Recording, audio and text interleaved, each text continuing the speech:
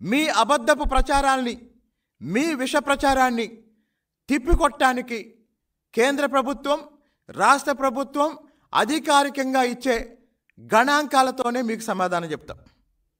నిన్న మా గౌరవ ముఖ్యమంత్రి గారు తిరుపతి ప్రసాదాన్ని కూడా ఈ దుర్మార్గులు ఏ రకంగా అపవిత్రం చేశారో ఆవేదన నుంచి బాధతో ఒక మాట మాట్లాడారు. దానికి వైసీపీ నాయకులు, టీటీడీ చైర్మన్గా పనిచేసిన వైవి సుబ్బారెడ్డి గారు స్పందించారు. స్పందించి ఏమంటారు? ప్రమాణం చేద్దాం రమ్మంటారు. దేని మీద ప్రమాణం చేస్తారు? జగన్మోహన్ రెడ్డి జీవితంలో, జగన్మోహన్ రెడ్డి రాజకీయ జీవితంలో ఎప్పుడైనా మాట మీద నిలబడ్డా? ముఖ్యమంత్రి కాకముందు వివేకానందరెడ్డి హత్య కేసు మీద సిబిఐ విచారణ కావాలన్నాడు. ముఖ్యమంత్రి అయినాకేమన్నాడు?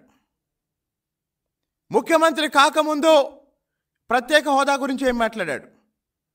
ముఖ్యమంత్రి అయినాకేం మాట్లాడాడు?